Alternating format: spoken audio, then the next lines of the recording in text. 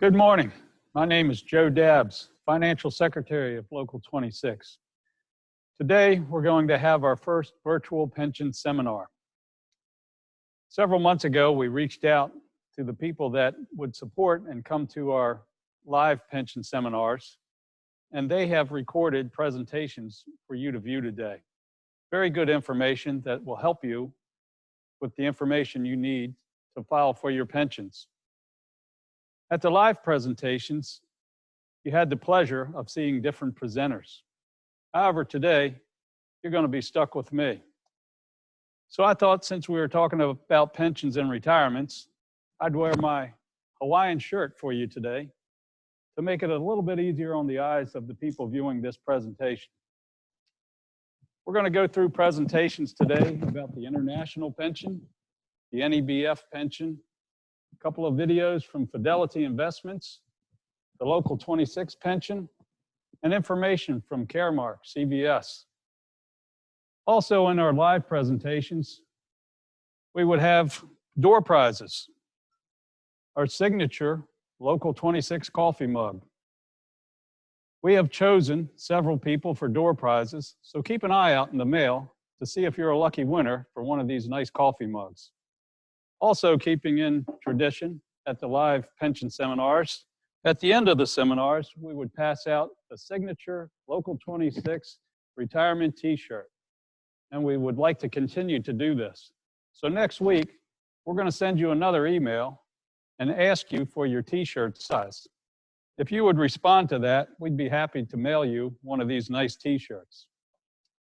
We're going to get started with the International Pension Program first. And I'd just like to congratulate everybody. I know you've worked hard.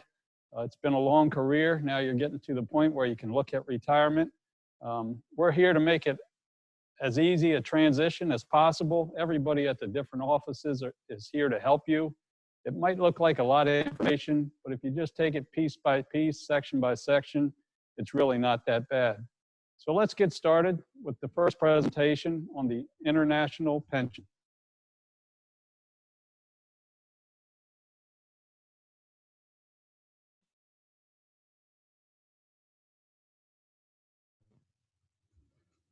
Welcome to our first virtual retirement seminar from Local Union 26. My name is Joe Dabbs, Financial Secretary for Local 26. I'm happy to be here with you today and would like to thank all of the people that contributed to the production of this webinar. Everyone should have received a folder by mail that contains the contents that will be reviewed today. If you have not, please contact the finance office.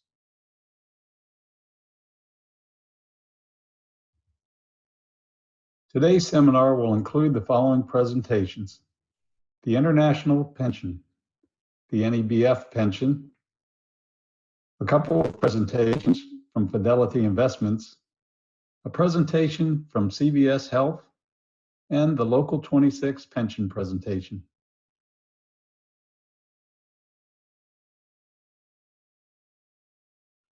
Let's begin with the international pension. We will review 3 items today. First, the guidelines when applying for the international pension. Second, a look at the cover letter we send out with the pension application. The last item will be the 6-page application. The international pension. This pension is presented for informational purposes only. The plan trustees shall have full discretionary and exclusive power and authority to administer the plan.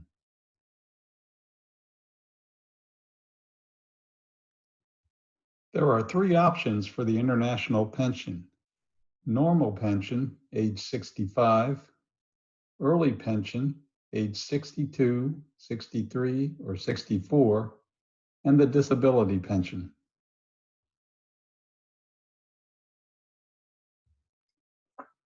The next couple of slides we review will be some of the pension highlights. You must be an A member for the international pension. Only continuous years of membership count. What this means is the international pension is funded by a member paying his dues from the day he starts in the IBEW until the day he retires out of the IBEW. So during that time, if a person stops paying their dues and drops their membership, the years used to calculate this pension will start over again. You must continue to pay dues until your pension is approved by the international office. You must not owe any outstanding debts to Local 26. So a couple of examples of this would be back working dues or a trial board fine. Monthly benefits pays $4.50 for each year of continuous membership. When you want to apply for this pension, contact the financial secretary for an application 6 months prior to the time you want your pension to be effective.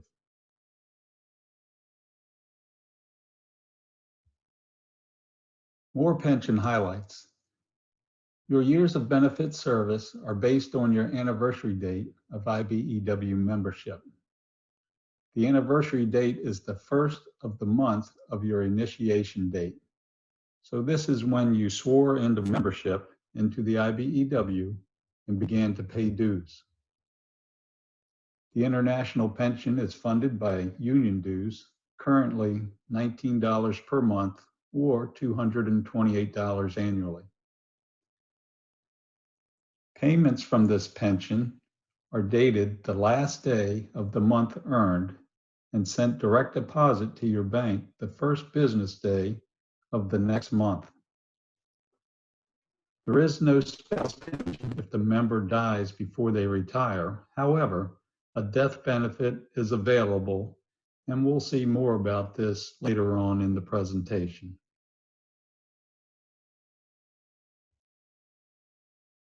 The normal pension for the international is considered 65 years of age or older and 5 or more years continuous good standing at the time of application. $4.50 per month for each year of continuous membership is the payment rate.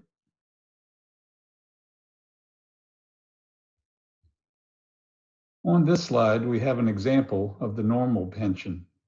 Age 65 years or older, a member who began in 1980 and retired in 2020 with 40 years of service. The 40 years would be multiplied by $4.50, which equals $180. The $180 is the total per month. This is an unreduced amount.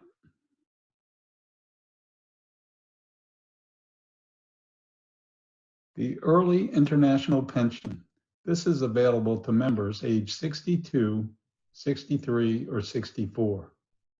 It is the same benefit amount as a normal pension. A member must have at least 20 years of continuous membership at the time of application. The early pension is reduced by 6 2/3 for each year you are under age 65.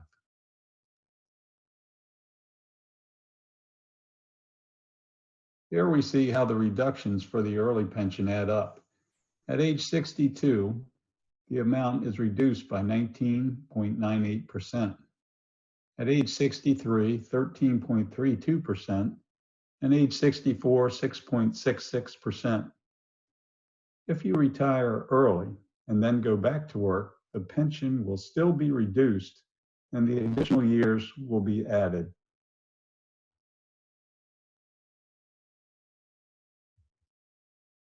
Let's take a look at an example of the early pension. So a member who worked from 1980 to 2020 and had 40 years in, the 40 years times $4.50 equals $180. This is an unreduced amount. When you apply the reduction of an early retirement at age 62, 19.98%, the $180 is reduced by $35.96, or a reduced pension, which equals $144.04.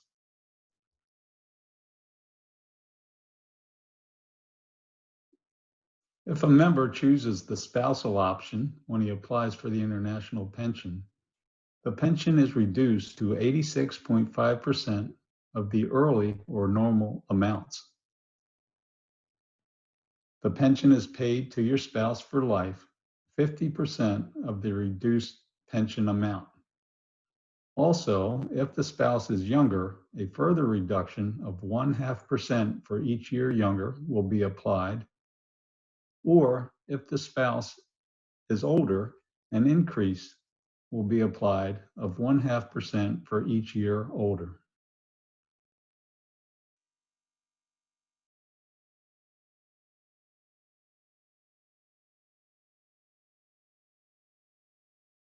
Once the spousal option goes into effect, it cannot be changed.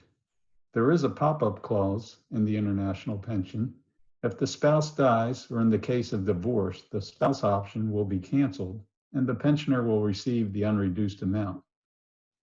The spouse option may be taken on the normal pension, the early pension, or the disability pension.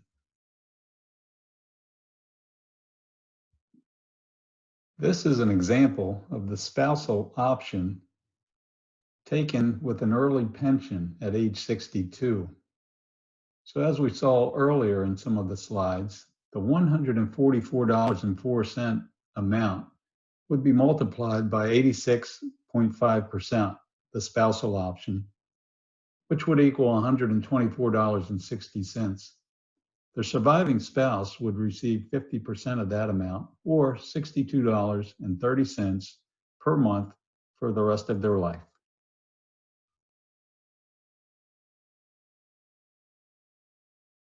A few highlights for a vested international pension.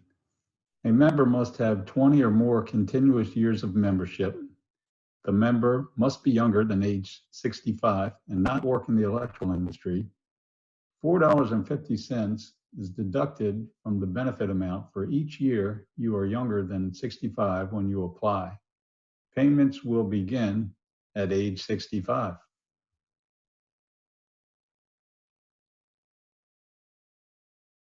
Return to work. This we don't see very often. However, if a member retires and then chooses to return to work, they must notify the local union and the international office. They also need to begin paying their dues to the local union, which includes assessments. Pension checks will be waived while the member is out working. Then when they decide to retire a second time, notify the financial secretary so we can establish a pension effective date and resume your pension payments.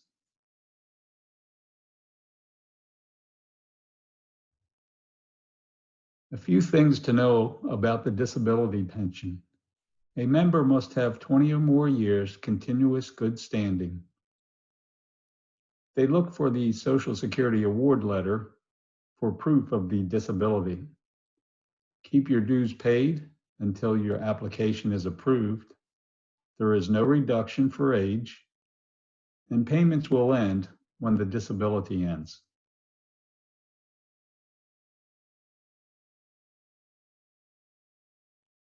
The international pension includes a death benefit. To be eligible, a member must have 6 months continuous good standing. The benefit is not payable if a member's dues are in arrears more than 2 months. The amount paid for the death benefit for a non-retired member for natural causes is $6,250.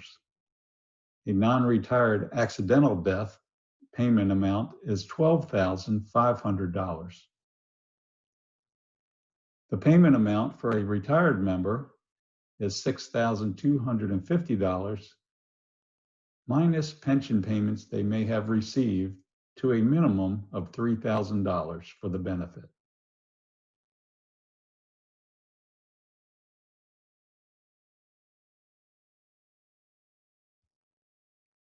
When a member retires from the IBEW, they may not perform work that falls under the IBEW's jurisdiction. However, they can work as an instructor for an IBEW apprenticeship program, and they may also work as an electrical inspector, where inspectors are not covered by the IBEW.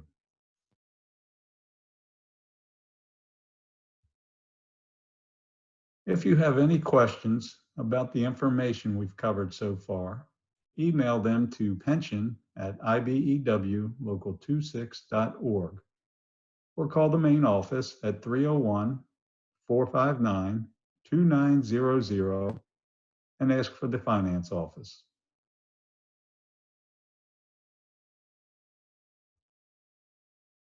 The second item we're going to look at is the cover letter we include with the application we mail out to the members. The cover letter highlights a few things. The member is eligible for the international pension at age 62. The application needs to be returned to Local 26 so the financial secretary can sign off. Include a marriage certificate if you choose the optional spouse benefit. Also include a voided check for confirmation of direct deposit.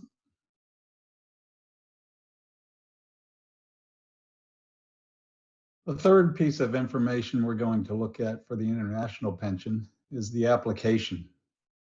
Under pension application instructions, you'll see some things that have been highlighted.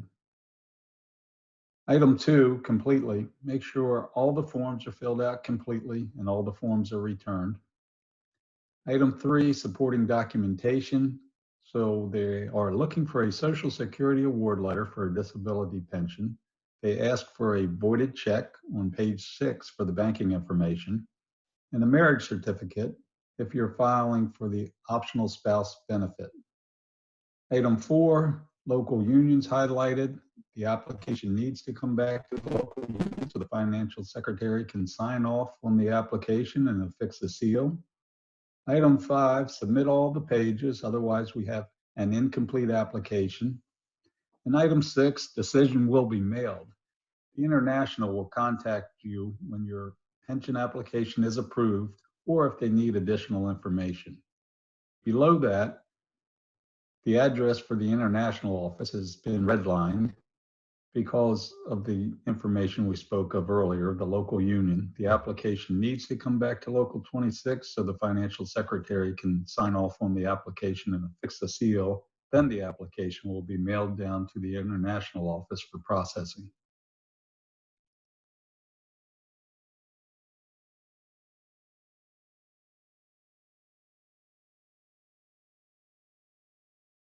Page 2 of the International application. Up at the top is where you're going to choose either a normal retirement, early retirement, or disability retirement. And then you'll fill in your information. When we get down to line item 7, my dues were last paid for. The dues must be current at the time of application and actually current through the time that the application is approved. It also says attach a dues receipt. The finance office will attach a dues receipt to all the pension applications we send downtown. Line 8, the last date physically worked in the electrical industry. If you're not sure about this, feel free to call the finance office and we'll help you out with that information. Line number 9, make sure you circle either I am working or page 3 of the application. Items 11 and 12, these are only completed if you're filing for a disability pension. Below that, halfway down the page, make sure you sign and date right in the middle of the page. And below that, the bottom third, that's the portion that the financial secretary will complete. He'll sign off and affix a seal to that portion of the application.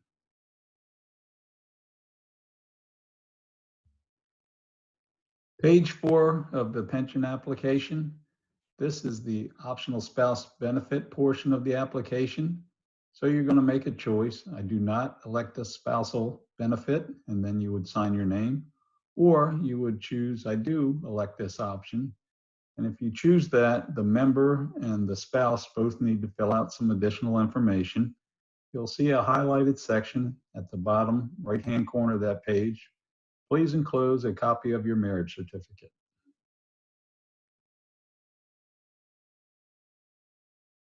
Page 5 of the application.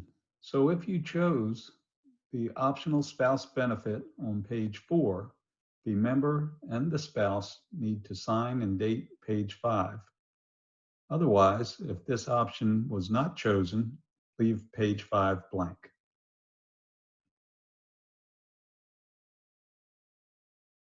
Page 6 of the application.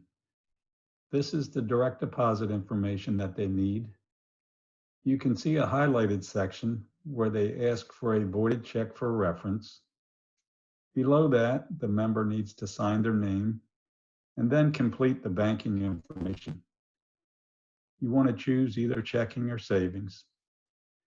This completes the international pension presentation, and I would just like to congratulate everybody, and I hope they have a happy retirement, a safe retirement, a healthy retirement, and have a great time.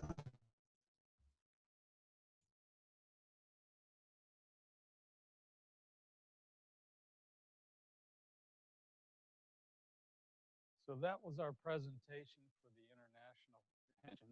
If you have any questions on that information for that particular pension, call the local 26 finance office. The next presentation we have for you today is from the NEBF, the National Electrical Benefit Fund office. We have great support from that office. Larry Bradley does a fantastic job with the presentation. Really makes the informational clear and understandable. And with that pension, if you have any questions, you go to the NEBF office. So one thing to take away from this pension seminar is who you need to talk to for whatever question you may have.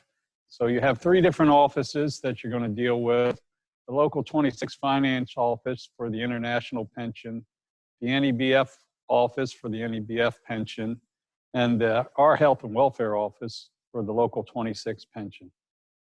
Let's take a look at the NEBF pension.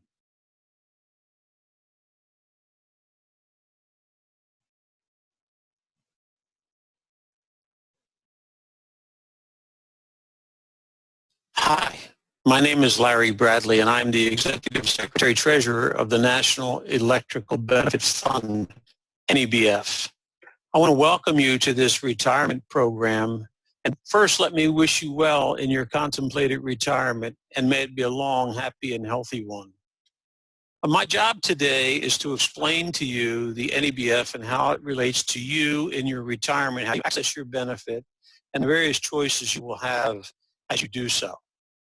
First, let me start by explaining that the NEBF is a defined benefit pension plan where your employer contributes 3% of your gross wages over your working lifetime and submits them to our offices in Rockville, Maryland, where we build not only the contribution amounts that are paid on your behalf, but the work history that you enjoyed throughout your working career.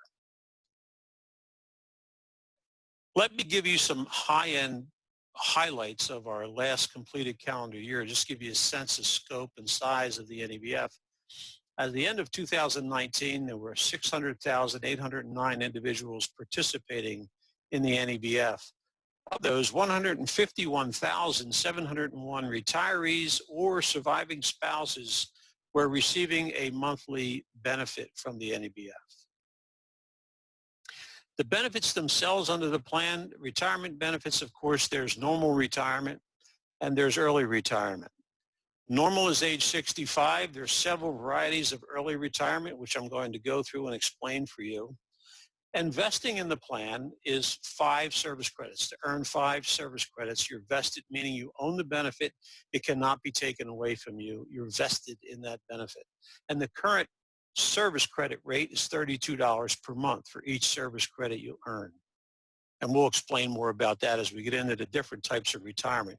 There's also a disability benefit, has a minimum 20 service credits. So as an example, let's say an apprentice tops out of their time through the program, becomes a journeyman, and God forbid becomes disabled. That individual under our disability benefit, because they're vested, had 5 service credits before they became disabled, would be receiving a minimum 20 service credits for the rest of their lives or as long as they remain disabled.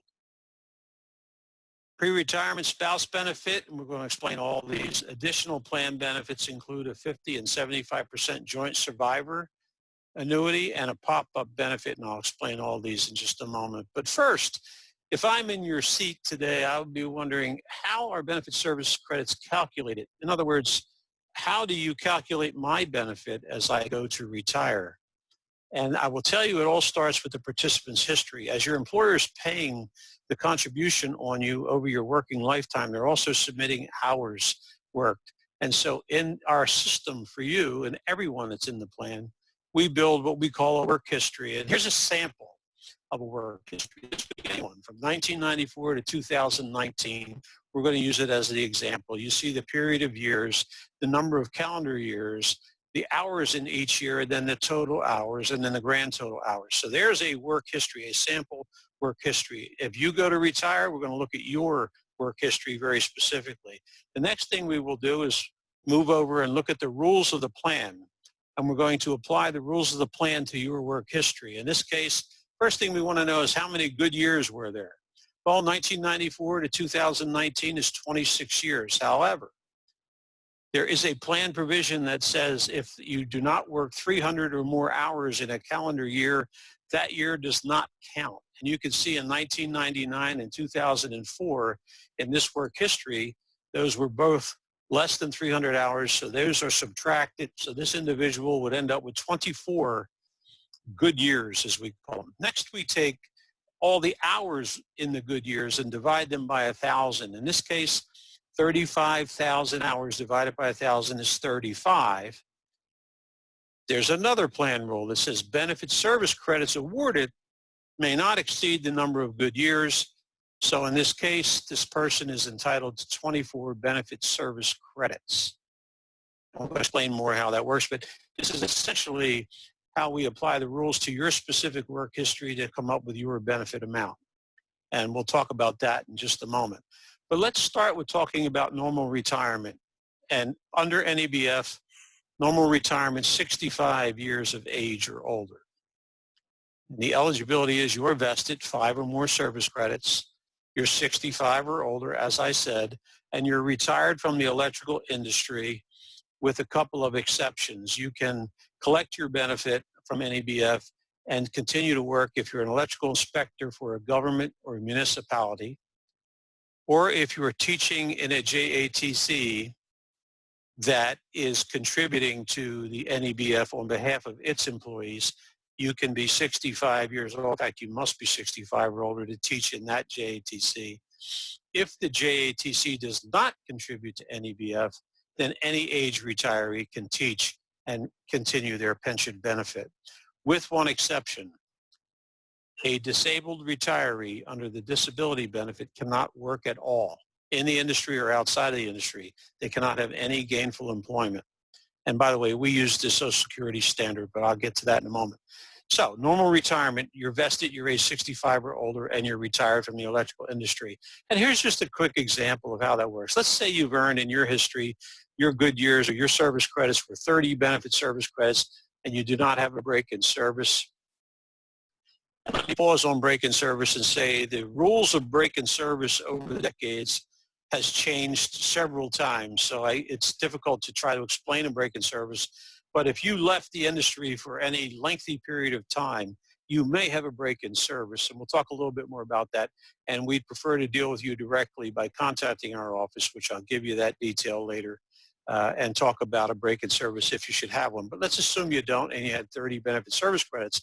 Straightforward math would be the current benefit rate is $32 times 30 service credits. You'd have a benefit of $960. Keep in mind this amount may be reduced if you elect a joint survivor for your spouse. And we'll get into that in a moment.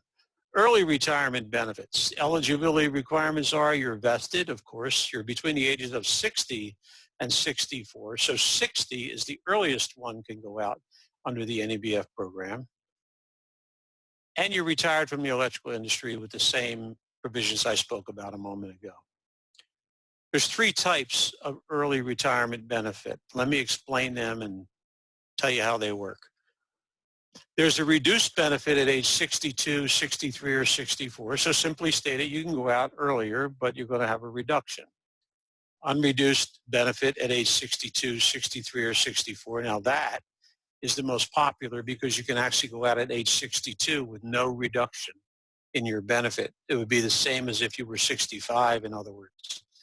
And then there's a reduced benefit at age 60 or 61. And we'll talk about all three of these with some examples. So here's an example of the reduced benefit at age 62, 63, or 64. In this case, let's say you've earned 27 benefit service credits. Well, the 27 times the 32 pension benefit rate is going to give you a lifetime benefit of $864. However, depending on your age, your monthly benefit would be reduced. We said the base benefit lifetime was $864 with the 27 benefit service credits, but at age 64, it's reduced by 6.67% and it would become $806.37. At age 63, it's reduced by 13.33% and it would become $748.83 per month. And at age 62, it's reduced by 20% and the benefit becomes $691.20 per month. Now, let's talk about the unreduced early retirement benefit at age 62, 63, or 64. And the reason these folks look so happy is because this is, in fact, the most popular benefit. A great majority of our retirees go out with this unreduced early at age 62. And let's explain how that works.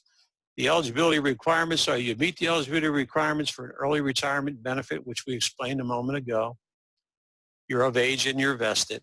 And here's the critical rule. You have to have worked 300 or more hours in covered employment in one or more of the 7 calendar years before the year of your pension effective date. You have to have worked 300 hours or more in covered employment in one of 7 calendar years prior to the year in which your pension effective date occurs. Let me simplify this rule for you by giving you a formula. You can apply it to yourself as you listen to me. And here it is. In the year that you turned 55, if you worked 300 or more hours in covered employment in that year that you turned age 65, you already own the unreduced early benefit, even if you never worked again. But you can also work those 300 hours in subsequent years that you turn 56, 57, all the way up to age 61 if you want to go out age 62. So hopefully that formula simplifies it, right? So again, if you work 300 hours in the calendar year in which you turn 55 and never work again at age 62, you're eligible for the unreduced early benefit. So obviously, how does that work? Say, in this case, you earn 25 benefit service credits. And again, we multiply that times the current pension rate of $32, and that gives us an $800 a month benefit. And that benefit would not be reduced, and you're at age 62, 3, or 4. Reduced early retirement benefit at age 60 or 61. Now I'm going to go back and say you have to be eligible for the unreduced benefit. Remember the formula and the rule. Then, and only then, can you take advantage of the reduced early retirement benefit at age 60 or 61. So again, you meet all the requirements of the unreduced early benefit. Now you can go out at age 60 or 61. So let's take a lifetime benefit of $864 at age 61 if you choose to go out earlier. At 61, it's reduced by 9.25, and there's $784.08. Or at age 60, again, the earliest you can leave NEBF and retire, it would be reduced by 18.5%, and the $864 benefit would become $704.16 per month. Let's talk now about the disability benefit, and hopefully you never need it. but the eligibility requirements are you're vested when you become totally disabled. Again, five service credits minimum, of course, or more.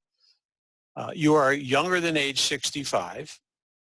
You are totally disabled. Again, we use the Social Security standard, total complete disability. And you must have worked for a covered employer sometime within 5 years of becoming totally disabled. So sometime within the 5 years prior to your disability, you have to have worked in covered employment. Let's calculate the disability benefit. Let's say this individual has earned 18 benefit service credits before they become disabled. Well, again, the 18 times the $32 pension rate would give this individual a benefit, lifetime benefit of $576.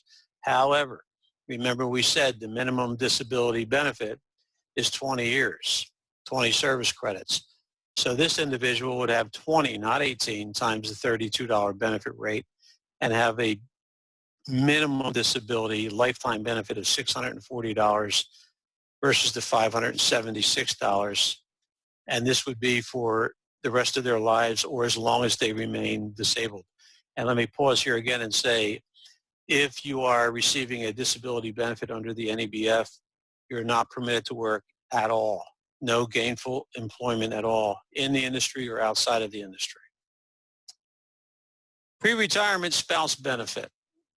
So let's talk about the eligibility for this. And this is where you're in the industry, you're vested, you're not retired yet, and you pass away, the member that is. So you have to be vested 5 or more service credits. You worked at least 1 hour in covered employment on or after September 1, 1984, which was the effective date of this benefit.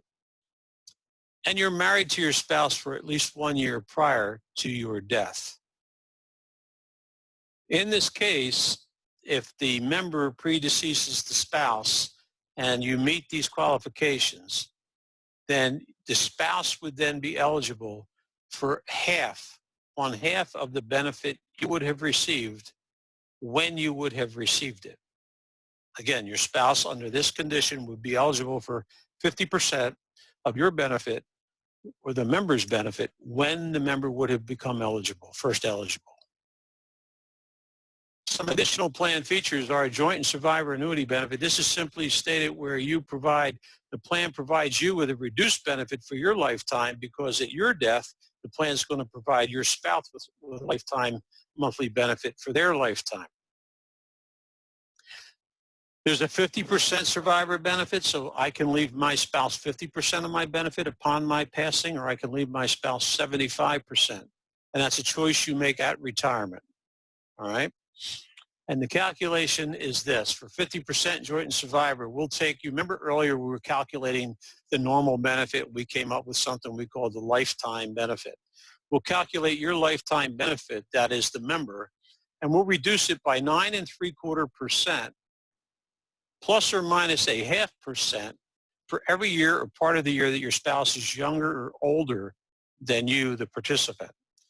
So if your spouse is younger by a year, the 9 3/4 would be increased by a 0.5%. If your spouse is older by a year, the 9 3/4% would be reduced by a 0.5%.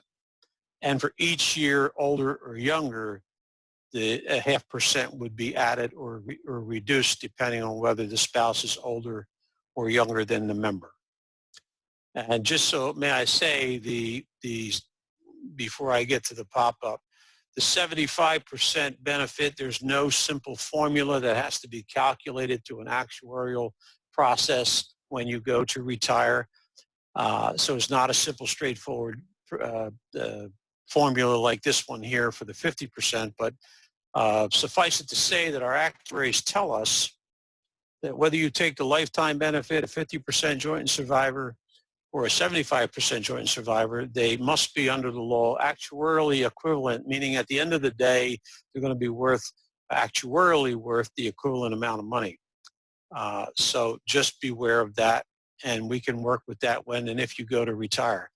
So let's say that you submit your application, you decide I'm going to leave my spouse I'll use me as an example.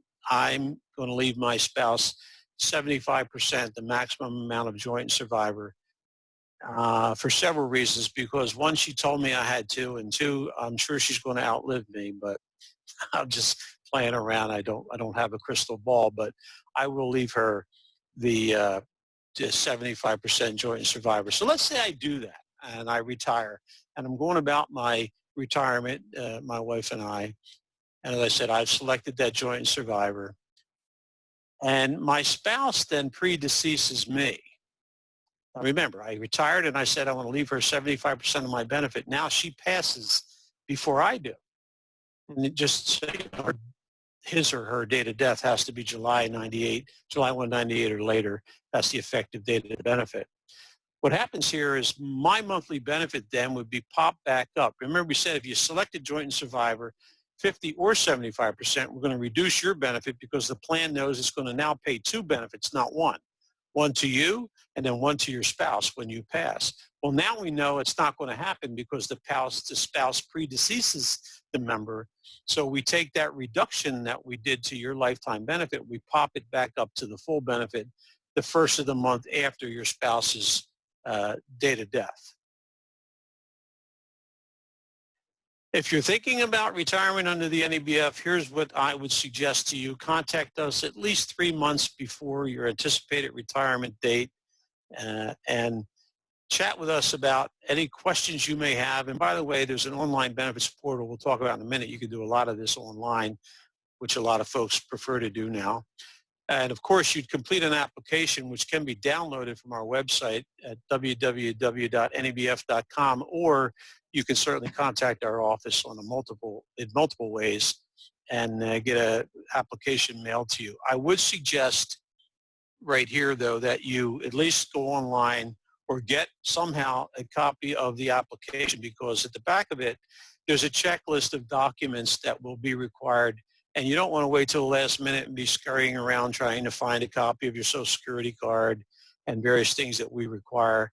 In fact, I'm not prepared to retire yet, but for the last 5 years in my file at NEBF, because I'm a participant as well, I had them put a copy of my Social Security card in there because I want to be running around looking for it at the last minute and potentially delay my retirement.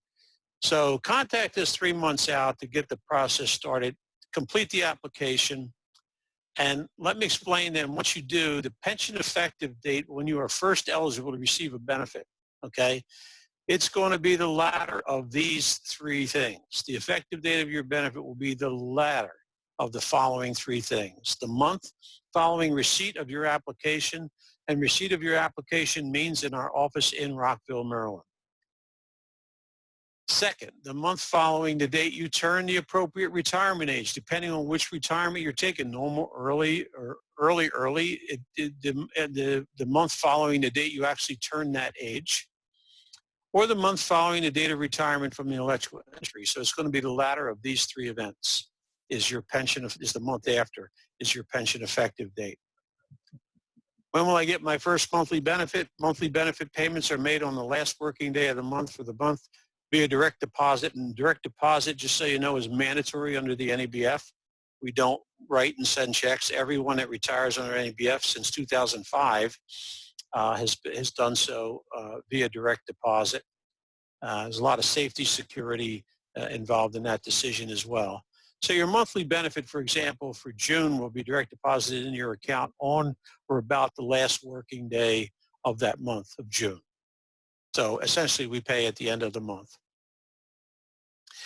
I mentioned a moment ago the NEBF online benefits portal. It's very simple to go onto our website and to log in and credential yourself. And you will do that only one time so that we know that you are you.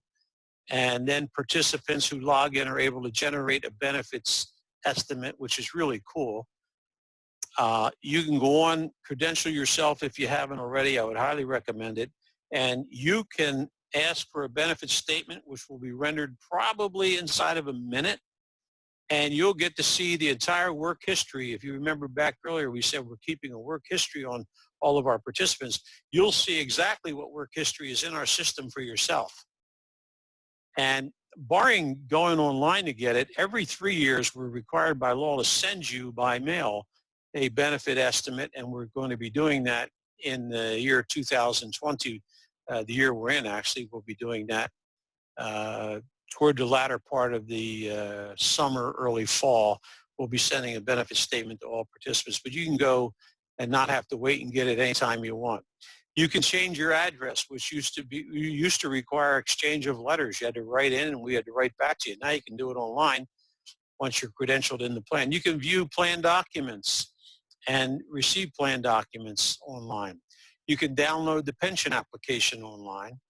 And here's the really neat part, I think, is you can tell the system, I want to receive a text and or an email notification anytime there's mail for me at NABF. So you'll get a text or an email that says you have mail, click here. You click there, it'll take you right to the mail. And the other neat thing about it is, let's say we're going back and forth over some issues relative to your application or retirement. You say, hey, I didn't get that letter, or I didn't get that document. We could just shoot it to you on the online benefits portal in a secure fashion so you can have it instantly. So it's a very nice feature, and I'd highly encourage you to do this. And by the way, every time you credential onto this and ask for things via online versus mail, it saves the fund money, because we produce a lot of mail every year, as you might imagine, with over 600,000 participants, and most of which is mandatory government mailings, which we're required to send to the participants in the plan. And a newer feature is you can access, if you're already retired and you go to do your taxes, you can access your tax form 1099-R. So let's say a participant is actually in their accountant's office doing their taxes and says, where's your 1099-R? Oh, I forgot it, I don't have it, whatever. They can log right onto the system right then and there and produce the 1099-R form for the accountant to complete their taxes, which is a really nice feature. The NABF's online portal is secure with the same encryption methods used to protect sensitive military data and ensure the participants' information is safe. We take every measure we can to ensure the safety of our online, basically your data, which we consider our most valuable asset.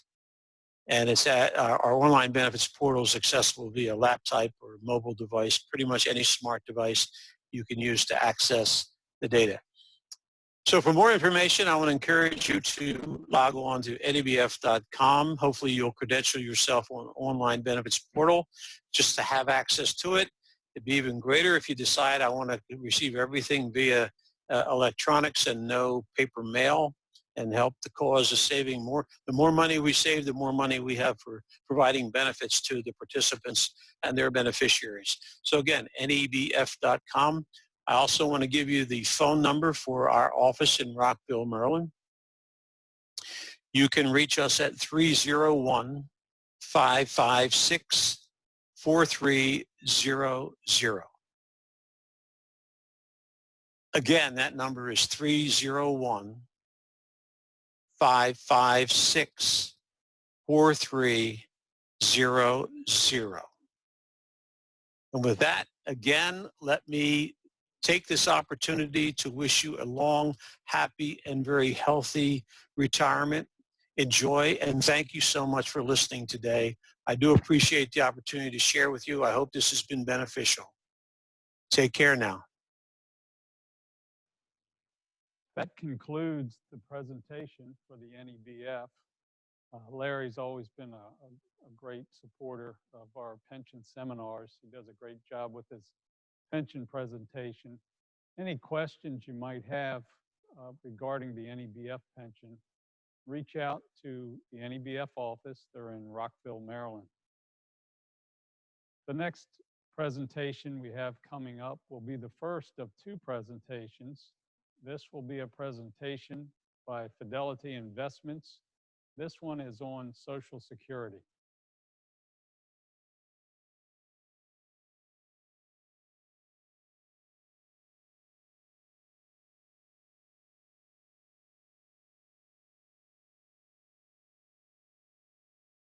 Welcome to our workshop, Learn the Basics of When and How to Claim Social Security.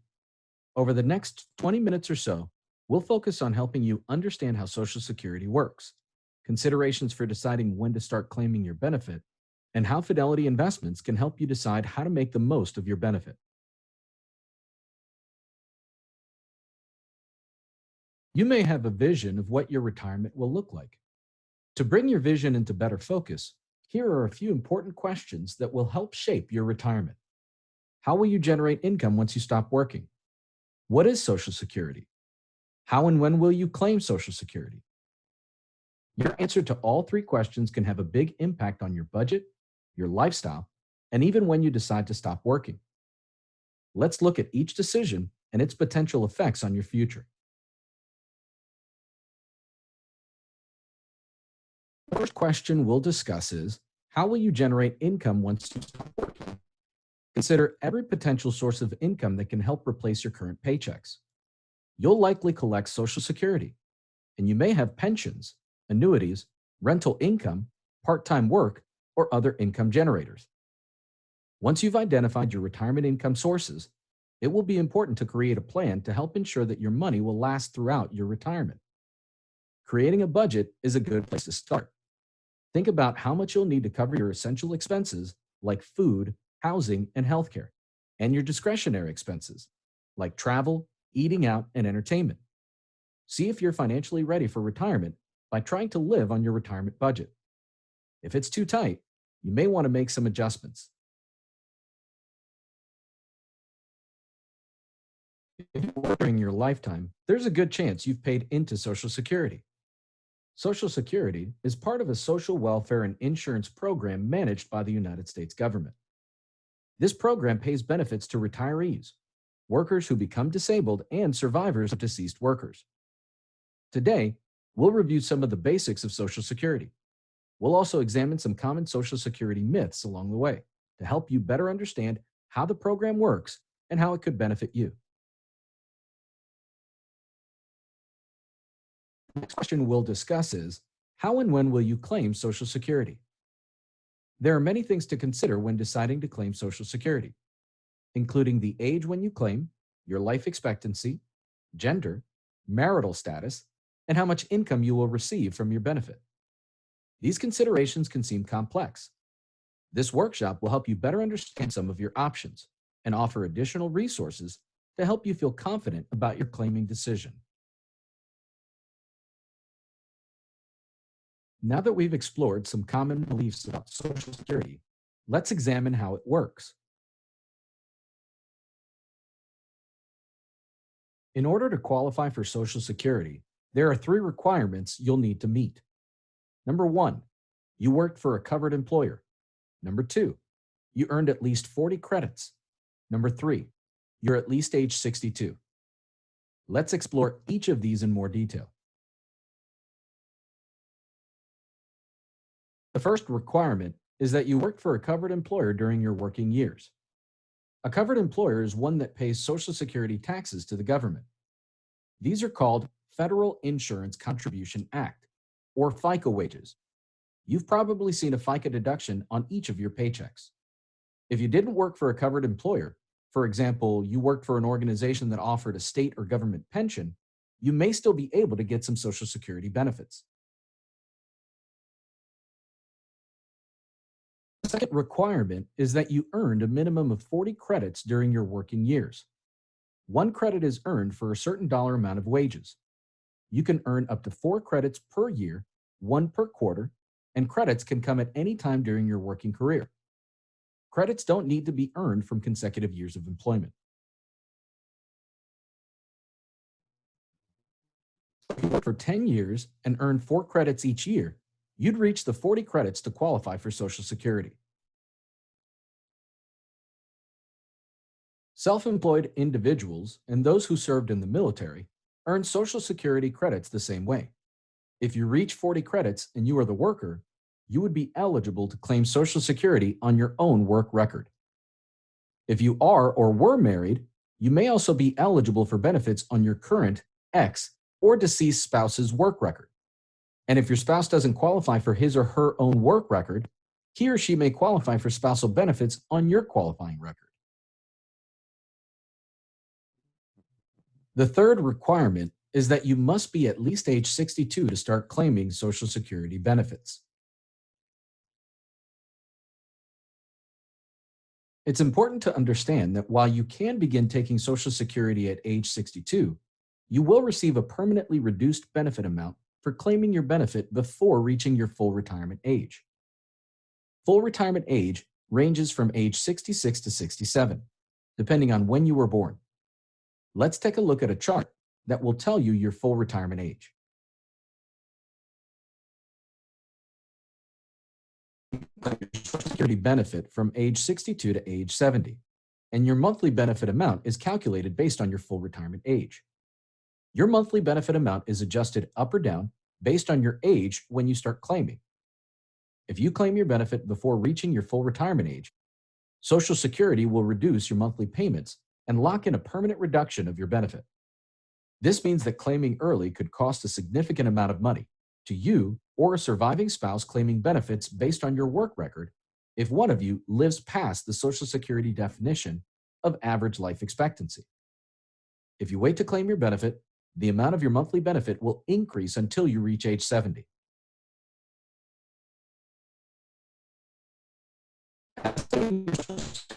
Can assist you in your planning. Your Social Security payment amount is based on two factors: your lifetime average earnings and your age when your payments begin. To estimate your benefit, look at your Social Security statement. A Social Security statement is mailed to workers age 60 and over who aren't receiving Social Security benefits and who do not yet have a My Social Security account. The statements are mailed 3 months prior to your birthday. You'll find your year-by-year earnings on page 3 of your statement, which will be used to calculate your benefit. The calculation is based on your highest 35 years of earnings. It's important to review your work statement history and use this information to make key decisions about how much longer you'll want to work. Ask yourself these questions. How much longer should I work? Will working longer get me to 35 years of earnings or replace low earning years? When looking back at the first few years of wage history, are those numbers pretty low? If so, do I want to replace them with some higher earning years by working longer? Did I have any zero earning years? Each year after 35, that you work, replace those zero or low earning years.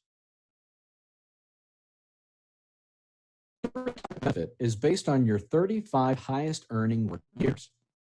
You'll find a detailed record of your year-by-year earnings on page 3 of your Social Security statement. If you take a look at your statement right now, do you have 35 years of earnings? It's okay if you don't, but understand that any year where you have no earnings will be included as zero in the calculation of your benefits. Let's take a look at a couple of examples, focusing on the work history of two hypothetical workers over roughly the last 10 years. The first scenario shows the earnings for someone who has worked continuously over the last several years with a steadily increasing salary. You'll see that in each year worked, the earnings went up. There are no 0 years and no decreases in earnings. This work record supports a higher calculation of the individual's Social Security benefit. The second scenario presents an example with a more complex work history for the last several years. There are some low earning years and even a year with 0 earnings. This could be due to a job loss, taking time off to stay at home with children, or many other reasons. Although the calculation of a Social Security benefit uses the 35 highest earning years, it will include the 0 and low earning years if there are no years with higher earnings to replace them. In this example, the eventual Social Security benefit could be substantially improved if the individual continued to work and replaced the 0 and low earning years with years of higher earnings. We've explored some of the different factors you should consider before claiming your benefit. So now, let's discuss your decision to claim Social Security. Social Security is a key part of retirement income for most people. Deciding when to claim is a major decision that will have long-lasting impact on you and your spouse if you have one. When making your choice, be sure to consider how long you may live, your overall financial situation, and the impact that claiming may have on your survivors. You can claim Social Security based on your own work record or based on a current, former, or deceased spouse's work record. Claiming on a spouse's work record instead of your own can potentially increase your benefit if your spouse earned significantly more than you. Even if you never worked under Social Security rules, you may be able to get benefits through your spouse if you're at least age 62 and your spouse is receiving retirement or disability benefits. You can also qualify for Medicare at age 65. It's important to remember that Medicare is an individual medical insurance and that spouses don't qualify for their spouse's Medicare insurance. In order to claim spousal benefits, you must be currently married to the worker or a former spouse of that worker. The worker must be taking Social Security before the spouse can claim this benefit, and the spouse must be at least age 62 or older, or caring for the worker's entitled child who is under 16 or disabled. If you are claiming on your spouse's benefit, you qualify for 50% of your spouse's primary insurance amount. If your spouse claims his or her benefit before reaching full retirement age, you are still eligible for a full 50% of your spouse's primary insurance amount if you wait until you reach full retirement age. The Social Security Administration's website contains specific sections explaining your options and benefits if you are or were the spouse of a Social Security eligible worker. For more information, visit ssa.gov. If you have a work record and a current spouse, you can receive 50% of your spouse's primary insurance amount or your own, whichever is higher. Primary insurance amount, PIA for short, is the monthly benefit amount a person would receive if he or she elects to begin receiving retirement benefits at full retirement age. Remember, if you begin claiming Social Security early, you will receive a reduced benefit amount. If you're eligible for both your own retirement benefits and for benefits as a spouse, Social Security will pay your benefit amount first. If your benefit as a spouse is higher than your own benefit, you will get a combination of benefits equaling the higher spousal benefit. Your total spousal benefit cannot exceed 50% of your spouse's primary insurance amount. Let's review an example. Mary qualifies for a retirement benefit of $250 and a spouse's benefit of $400. Because her husband's primary insurance amount is $800 at her full retirement age, Mary will receive her own $250 retirement benefit at her full retirement age and will receive an additional $150 from her spouse's benefit for a total of $400. If she takes her retirement benefit before her full retirement age, both amounts will be reduced. You may be eligible for Social Security spousal income based on your ex-spouse's work record, if he or she earned more than you did. There are conditions to qualify on an ex-spouse's record, such as your marriage to your ex-spouse lasted at least 10 continuous years. You have not remarried. You are both eligible to receive Social Security benefits. You've been divorced for 2 or more years.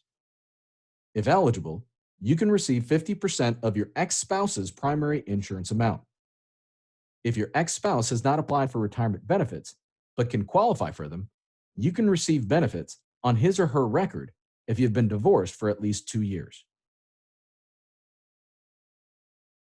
Let's say, for example, that your monthly benefit at full retirement age is $1,800 per month. Claiming at age 62 means you would only receive 70% of $1,800, resulting in a benefit amount of $1,260 each month. If you waited to claim until you reach age 70, you would receive 124% of your benefit, which is $2,232 per month. In certain cases, you may find it best to wait to claim your Social Security benefit. Waiting to claim allows you to collect a larger monthly benefit, meaning your benefit payments will be higher, and it affects how much your surviving spouse may also receive. Consider waiting to claim If you are healthy, anticipate a longer than average life expectancy, have enough money to cover your income needs, are planning to work until age 70. Let's recap some of the important ages related to claiming your Social Security benefit. Age 60 is the earliest age for claiming surviving spouse benefits. Age 62 is the earliest age to claim Social Security benefits, either on your own work record or a spouse's. By claiming between age 62 and your full retirement age, you will lock in a permanent monthly benefit reduction of up to 30%, and this can also reduce your surviving spouse's monthly benefit amount. At age 65, you are eligible for Medicare, and depending on when you were born, your full retirement age is between age 66 and 67. This is when you can receive your full retirement benefit. If you wait to claim your benefit, the amount of your benefit will increase up to 8% each year until you reach age 70. This is the age you can receive your maximum Social Security benefit. We've covered a lot of important ground today. Here are some key takeaways for you to consider. Social Security can be an important part of your retirement income. Basic eligibility involves reaching a minimum age of 62 and earning the necessary number of credits during your working life. You can claim Social Security benefits based on your own work record or a spouse's. Your benefit is based on your age when you start claiming and your average income during your top earning years. You can estimate your benefit by visiting the Social Security Administration website. Deciding when to start claiming benefits is an important decision because claiming early locks in a permanent monthly benefit reduction, while claiming later can substantially increase your payment. Fidelity offers a broad array of tools and resources on the topics of Social Security and retirement planning. Here are some great ways to expand your knowledge of when and how to start claiming Social Security. Number 1, visit netbenefits.com. Number 2, estimate your benefit at fidelity.com/when to claim SS. Number 3, visit ssa.gov. Number 4, call 866-84-UNION, 866-848-6466. Joel Wise, your Fidelity Retirement Planner, can help with your overall financial well-being, including savings habits, asset allocation, income planning, and complex planning discussions, as well as with decisions at retirement or a job change. It's easy to schedule a complimentary, virtual, or phone one-on-one appointment. Text MEET to 343-898 on your smartphone and follow the link to schedule your appointment. Visit getguidance.fidelity.com. Call 800-642-7131 or capture the QR code on the screen with your mobile phone's camera app and follow the link to schedule your appointment. Thank you for attending our workshop today.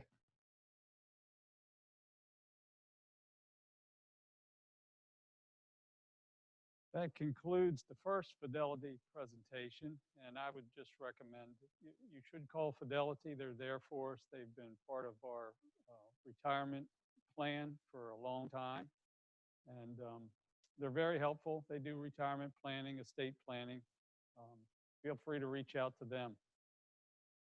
Next, we're going to take a 5-minute break, give people a chance to fill up their coffee, stretch legs a little bit. After the break, we're going to come back and have a presentation from CVS Health.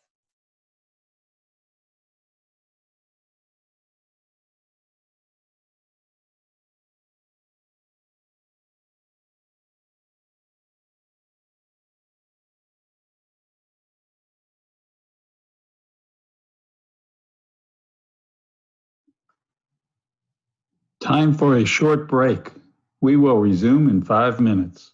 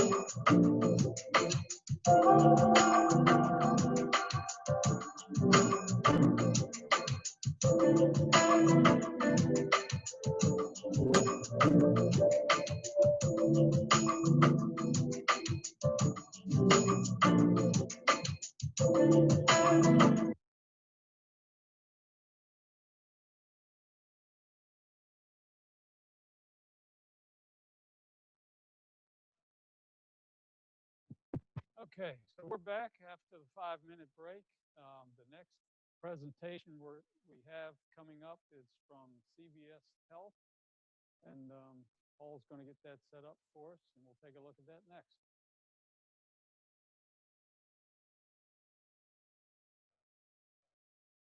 Yes.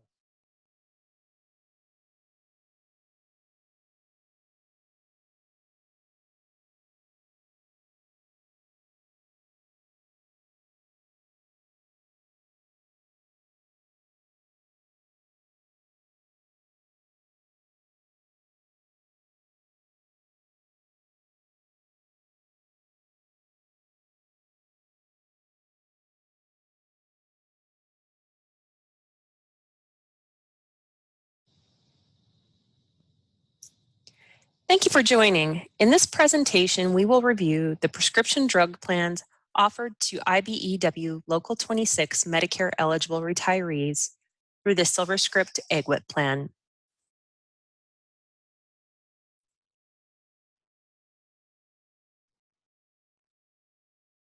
During today's discussion, we'll go over the SilverScript and enhanced coverage that is provided by Local 26, talk about how you get enrolled in the plan. We'll review the communications that you'll receive and review some frequently asked questions. We'll review some of the CVS Health services that are available with the plan. And finally, we'll recap some important points. IBEW Local 26 will automatically enroll you in the Medicare Part D prescription drug plan through SilverScript. SilverScript is a Medicare Part D prescription drug plan and is a subsidiary of CVS Health that administers the prescription drug coverage for Local 26 members that are enrolled in Medicare. SilverScript coverage is enhanced by extra prescription drug benefits that fill in the gaps that are not covered by Medicare Part D. The primary coverage of Medicare Part D plan provides the same coverage as the Medicare Part D program offered by the federal government. The secondary coverage provided by Local 26 covers the gaps in the Medicare Part D program to provide you with robust prescription drug coverage. It's important to note as a member, you will experience one benefit, and the SilverScript coverage works the same at the pharmacy as your current prescription drug benefit. Once you are enrolled in the SilverScript plan, you'll receive a new ID card for the prescription drug plan that can be used when your benefit begins. This slide provides an example of what that card will look like. In order for you to be eligible in the SilverScript EGWP plan, you must be enrolled in Medicare Part A and Part B. You must have a physical address. You must not be enrolled in another Medicare Part D plan. And finally, you must reside in the United States. If you have dependents that are under age 65, they will continue to be covered under the CVS prescription plan unless they are Medicare eligible. Once you are Medicare eligible, you'll want to make sure you prepare so you're in a timely manner. Please make sure you send a copy of your Medicare card to Local 26. Make sure you keep your address up to date with the Social Security Administration as well as Local 26, and make sure you pay your Medicare premiums on time. Do not sign up for another Medicare Part D prescription plan, as it could interfere with your enrollment in the Local 26 SilverScript prescription plan. Next, we'll review how to enroll. You will automatically be enrolled in the SilverScript Part D prescription drug plan on the first of the month in which you reach age 65 or upon becoming eligible for Medicare if you are currently enrolled in CVS Health prescription plan. Once enrolled, the government requires SilverScript to send you a letter giving you a chance to opt out of, or in other words, cancel your enrollment in the SilverScript prescription plan. Please do not opt out. If you opt out, prescription drug coverage for you and your dependents will terminate. And if you opt out and later decide to re-enroll, you may be subject to financial penalty for late Part D enrollment. Please do not enroll in any individual Medicare Part D prescription drug plan, including a Medicare Advantage plan that offers prescription drug coverage, or it could cause you to lose your group coverage with Local 26. Once you enroll in SilverScript, you will get a number of items in the mail. The first will be the opt-out letter. Again, as a reminder, do not opt out, just ignore the letter. You will also get a welcome letter that confirms your enrollment, a summary of benefits that shows what you'll pay for covered services, and an evidence of coverage document that provides the complete details of your plan. Finally, you'll receive your SilverScript ID card. Please take this with you the first time you visit the pharmacy. While the Local 26 plan provides robust drug coverage, there are some drugs that require prior authorization and/or a quantity limit exception under their SilverScript plan. You or your doctor can begin the prior authorization process by contacting SilverScript customer care once enrolled. Medicare does allow a temporary transition fill for drugs that might not be covered under the plan or drugs that need a prior authorization. This allows you a one-time fill for a prescription that will require prior authorization and/or quantity limit exception. Afterwards, you will receive a letter detailing the drug that will require the prior authorization and/or quantity limit exception. This letter will also include instructions to complete the steps required for the review process before your next fill. If you currently have a prior authorization on file with CVS Caremark, you will need to have a new prior authorization completed for your SilverScript coverage. We offer a health and wellness web portal that is free to all SilverScript members and can easily be accessed through silverscript.com. This portal includes health-related information and tools like a health risk assessment and healthy lifestyle improvement programs.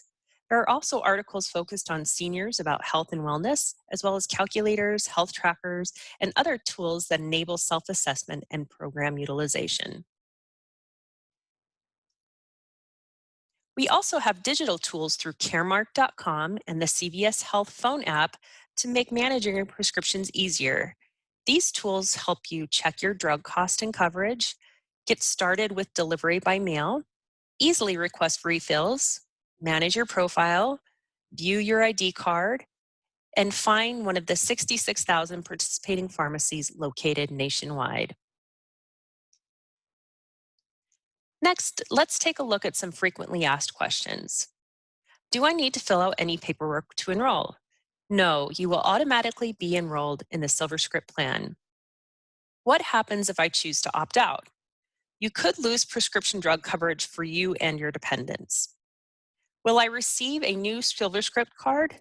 Yes, you will receive a new SilverScript card with your welcome materials. I didn't receive a new SilverScript card. Can I use my CVS Caremark card? No, after your effective date with SilverScript, your CVS Caremark card will be inactive. Please contact SilverScript customer care at 1-888-816-7659 if you have not received your SilverScript card. What happens if I enroll in another Medicare Part D plan? You will lose IBEW Local 26 prescription coverage if you enroll in any other Medicare Part D plan. Make sure you do not opt out. Can I continue to use the same pharmacy? Yes, the pharmacy networks are the same as the IBEW Local 26 CVS Caremark networks for non-Medicare active members. What do I do if I receive a letter from SilverScript stating that I am not eligible to participate in the plan? In most cases, the reason for this letter is that SilverScript and Medicare do not have the same eligibility information. That could be something like date of birth, Medicare number, or address. You should make sure to follow the instructions in the letter to correct the eligibility information. As we wrap up, following are some important notes to remember. Please respond immediately to any request from IBEW Local 26 for a copy of your Medicare card, physical address, name change, or any other information to avoid a delay in enrollment. Do not opt out of SilverScript coverage. Finally, don't enroll in any individual Medicare Part D prescription drug plan. You'll automatically be disenrolled from the IBEW Local 26 plan if you enroll in another Medicare Part D plan. This provides you a list of contact information that may be helpful to you. SilverScript customer care is available 24 hours a day, 7 days a week to assist you with any questions you may have about your plan. They can be reached at 1-888-816-7659. Prior authorization requests can also be made 24 hours a day, 7 days a week. Both of those numbers are available on your SilverScript ID card as well. We've also provided numbers for Social Security and Medicare if you have any questions about those two items. We appreciate your time today and look forward to having you join the Local 26 SilverScript Prescription Drug Plan. Thanks and have a great day. And that completes our presentation from CVS Health. Our next presentation coming up is from Fidelity Investments. After that, we'll wrap up with the presentation from the Electrical Welfare Trust Fund Office, the Local 26 pension.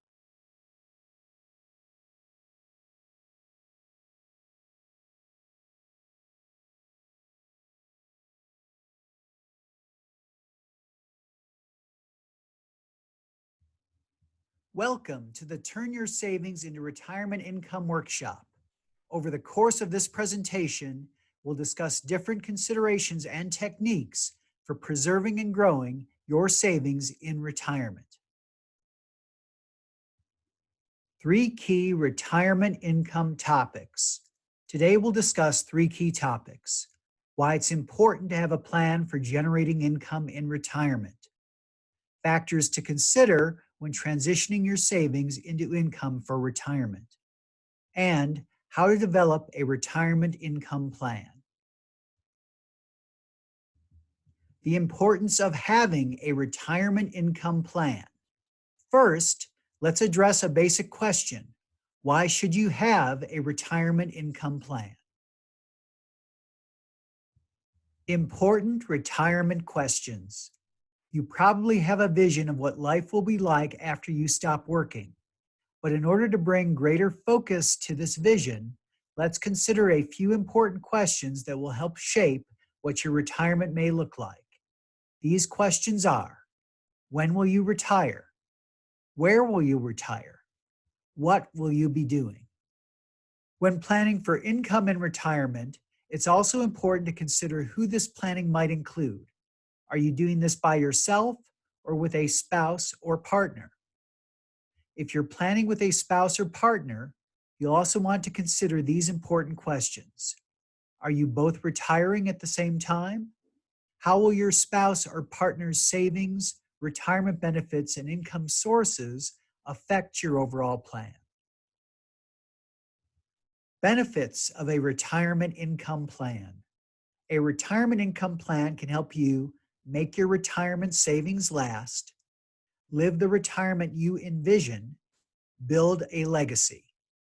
And there's one more invaluable benefit a retirement income plan can provide: freedom. The freedom of knowing you anticipated your needs and prepared for them. Factors to consider when transitioning your savings into retirement income. Making sure your savings can last through your retirement is a key objective. Your expenses in retirement will reduce your savings directly, unless you're also generating income. So let's take a look at some potential sources of income in retirement. Potential sources of retirement income. You'll want to establish a variety of retirement income sources, at least 5 to 10 years before you retire. These sources can be classified as reliable income, investment income, and other. Reliable income sources generate regular payments or increases in value.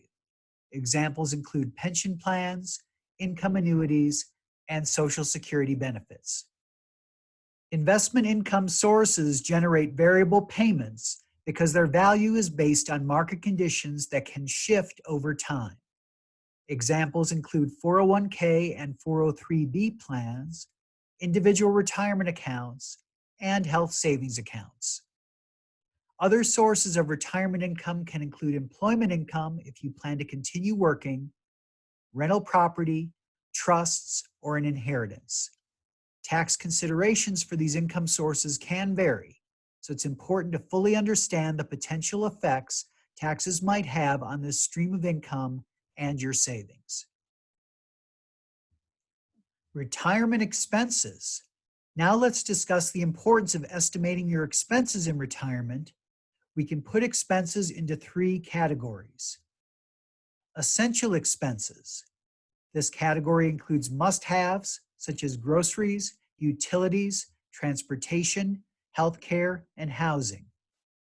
Discretionary expenses. This category includes nice-to-haves such as travel, hobbies, and dining out. It may also include purchases like a vacation home or a new vehicle. Emergency expenses.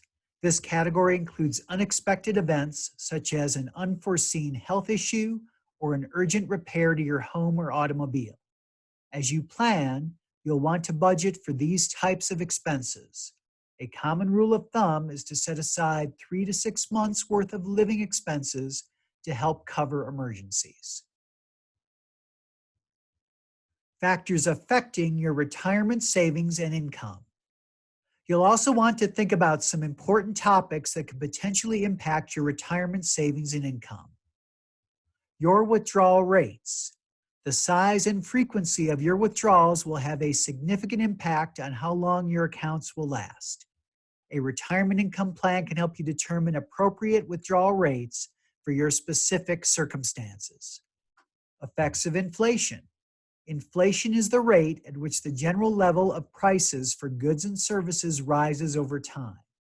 It can reduce your purchasing power, meaning that the value of your money today could be lower in the future. It's important to consider the potential effects inflation could have on your retirement. Long-term investing.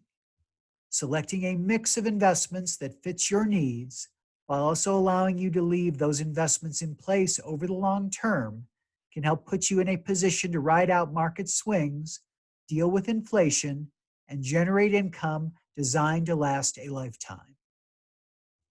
Longer lifespans. Many people are spending 30 to 40 years in retirement, so it's important to plan for a long retirement, including healthcare costs. Healthcare costs. On average, a couple retiring at age 65 will spend $983 per month out of pocket for healthcare costs, which adds up to $285,000 over the course of retirement. Make adjustments.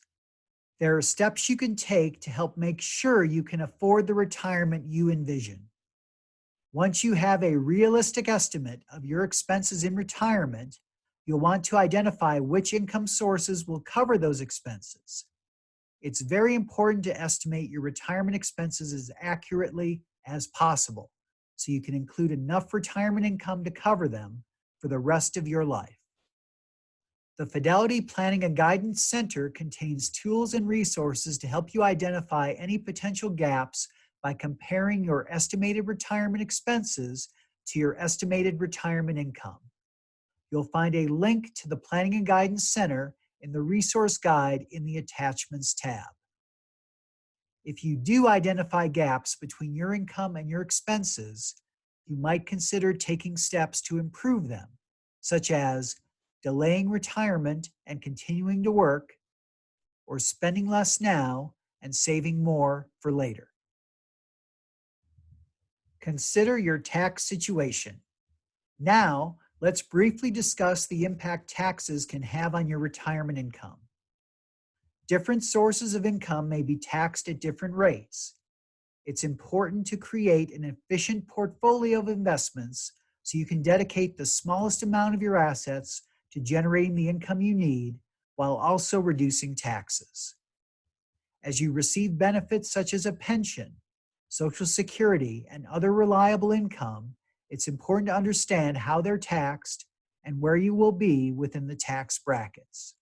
Some accounts, such as Roth IRAs and health savings accounts, can provide tax-free income if these are qualified distributions, while others, such as withdrawals from traditional IRAs and retirement plans, may be taxed as regular income. Estimating your tax bracket in retirement can help you reduce taxes and retain more of what you earn, help you adjust your mix of taxable and non-taxable investments, and help determine how much you may want to invest in various accounts. How to develop a retirement income plan.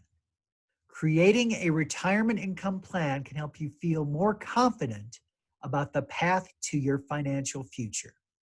Let's take a look at some common strategies you could use to do this. Potential income strategies. Now we'll go over some strategies you could use to create income in retirement. The strategy you choose will depend on your goals and financial situation. Chances are you won't rely on any one strategy.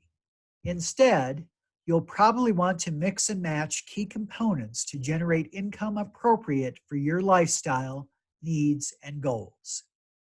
Let's explore some different approaches you might pursue, from taking income on a regular basis, to living off the earnings and interest of what you've accumulated, to using other income sources before you tap into Social Security, and to bucketing your investments to generate both income and growth.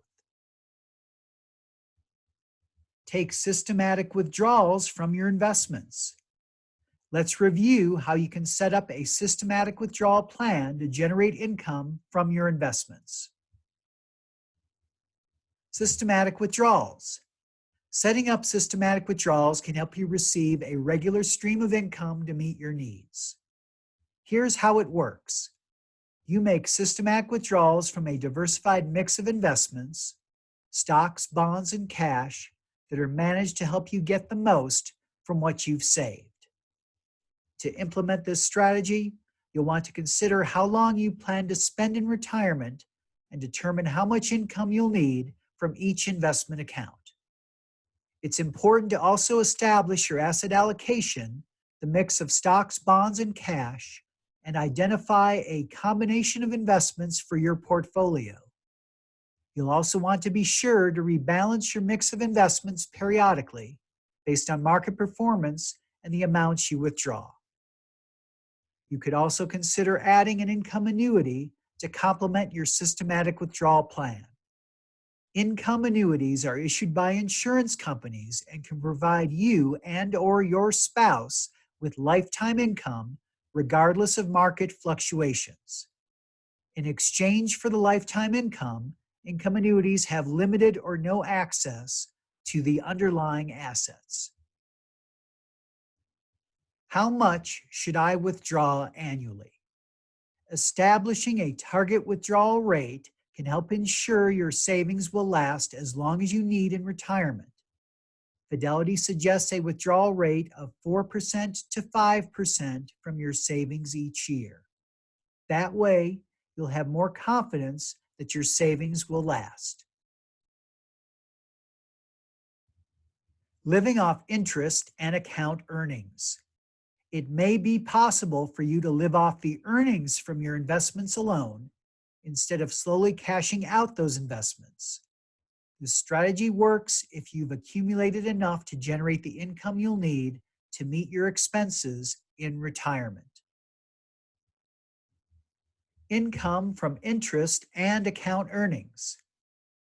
Living off just the interest and earnings from your savings can be an attractive way to take income in retirement while preserving your investments.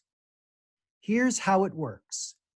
Withdrawals are made from only the interest and earnings produced by the investments in your portfolio, while your original investments remain intact. Interest and earnings can come from a variety of investments, including CDs, short-term investments, bonds, and dividend-paying stocks. In order to implement this strategy, You'll want to first determine how much income you'll need and decide if you have the savings necessary to make this strategy last through your retirement. Next, you'll want to review your investments and make sure they're structured appropriately for your age and goals. Finally, it will be important to manage your investments over time to help ensure they continue to provide income and earnings you can withdraw. Using other income sources until you start claiming Social Security. If you retire before you start claiming Social Security or begin receiving a monthly pension, you can set up a short-term strategy to help cover that income gap. The gains from waiting to collect Social Security can be significant. Generally speaking, the longer you delay taking Social Security, the higher your monthly benefits may be. Creating a strategy to cover this gap is also known as a bridge strategy. Bridge strategy. Here's how it works. A portion of your savings are used to cover the gap when you won't be receiving income, while the balance of your portfolio remains invested. This would be the first phase of your overall retirement income strategy when it's necessary to cover an income gap for a short period of time. To implement this strategy, you want to first determine what your expenses will be until you start receiving future income benefits such as Social Security or a pension. Next, you'll want to make sure your investment mix supports this strategy. This mix should include some short-term investments that can be accessed for income. It will also be important to keep checking your investment mix to make sure it remains aligned with your financial circumstances and your goals, and rebalance your investments if needed. Bucketing your investments to generate income and growth. If you're interested in generating income while still growing your investments, you could consider using a bucket strategy. Bucketing your investments. A bucket strategy can help you assign portions of your portfolio to different groupings, buckets of investments, each with its own objective, either to generate income or to continue growing. There are 3 buckets. The first bucket sets aside an amount that will help cover your short-term expenses, usually 1 to 3 years. This bucket typically includes conservative investments like money market funds and CDs. This conservative bucket has lower risk and generates little interest, but it's not highly exposed to market fluctuations. The objective of this bucket is to provide a stable cash flow that's available for short-term needs. The second bucket contains a mix of investments with moderate risk. This bucket typically includes bonds and bond funds that can generate income, often at a little more risk than the conservative bucket. The objective of this bucket is to grow your assets while not exposing them too much to market fluctuations. The third bucket is designed to help you stay ahead of inflation with more aggressive investments such as equities and high-yield bonds. These investments have the potential to deliver higher returns, but do come with more risk. Monitoring and adjusting your investment buckets. Here's how it works. First, you'll want to choose the investments for each of the 3 buckets. After allocating your investments, you'll want to revisit them each year to evaluate their performance. It's a good idea to take the gains from the moderate and aggressive buckets and shift them over 1 bucket each in order to protect your earnings from the greater risk in its original bucket. For example, the gains from the aggressive bucket would move to the moderate bucket, and the gains from the moderate bucket would move to the conservative bucket. As part of your annual review, you'll want to replenish or rebalance your buckets to ensure your investment mix still meets your needs. The strategy continues to provide a safety net of savings as you set aside 1 to 3 years of expenses in the conservative bucket. Some strategies work together. Often, a successful retirement income plan will include a mix of strategies. The goal is to find the combination that works for you. Let's meet Sam. Sam is retiring at age 67 and has $500,000 in his retirement plan. By living off just the interest from his investments, Sam could generate $833 per month in income. He could also consider using a systematic withdrawal plan. By withdrawing at a 4% rate, Sam would generate $1,667 per month. Another option Sam could consider is investing half of his savings in a single life with a cash refund annuity and a consumer price index cost of living adjustment, which pays $1,067 per month, and investing the other half using a systematic withdrawal plan at a 4% withdrawal rate. This would provide him a total of $1,900 per month. Take the next steps. Let's summarize what we covered in this workshop and discuss your next steps. Workshop summary. Once you've created your retirement income plan, you'll want to monitor it. At Fidelity, we recommend that you revisit your plan at least once a year. You can do this at any time, but you may find it helpful to revisit your plan at the beginning of the year when you're already dealing with tax filings and reviewing prior year-end balances. When assessing your plan each year, you'll want to review any changes to your financial situation and make any adjustments. You'll also want to review your retirement income goals, determine if new income sources, such as the start of Social Security or pension withdrawals, are available, reassess your expenses to ensure your spending is on track, and update your beneficiary designations if needed. Your retirement income plan is a tool for you to use throughout your retirement. You'll be able to judge how your plan is supporting your lifestyle and make adjustments as needed over time. Keep in mind, the topics we covered in this workshop are just one portion of your overall financial picture.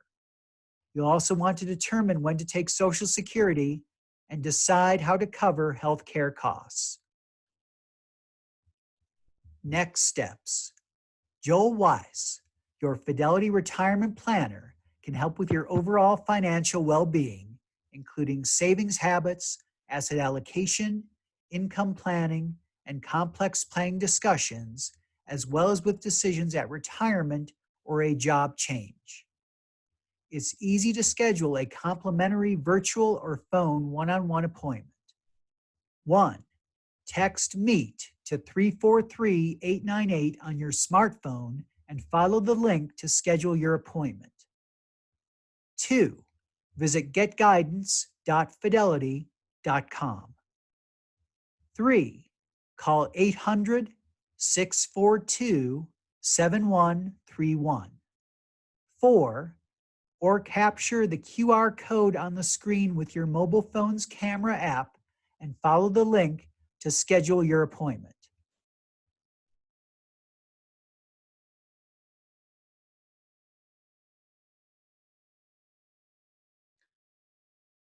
So that finishes up the second Fidelity presentation. They always do very nice. Welcome to the Our last presentation is from the Health and Welfare Office, EWTF.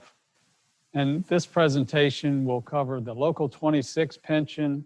It'll touch on health insurance and annuity as well. So, and if nothing else, the takeaways from this presentation are who you need to call, how to contact them, for which pension. So let's take a look at our final presentation from EWTF.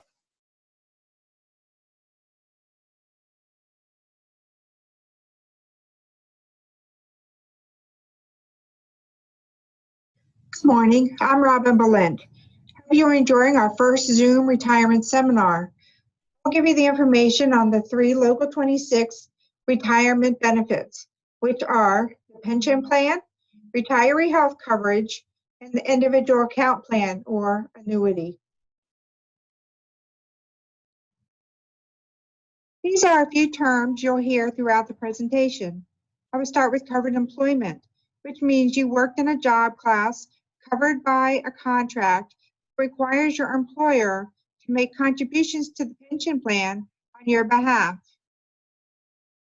To calculate your monthly benefit amount, the benefit rate is multiplied by your benefit units or credits. If you work in the A program, you receive P credits, and the current rate for P credits is $90. If your class is residential wireman or teledata tech, you receive R credits. Current rate for R credits is $24.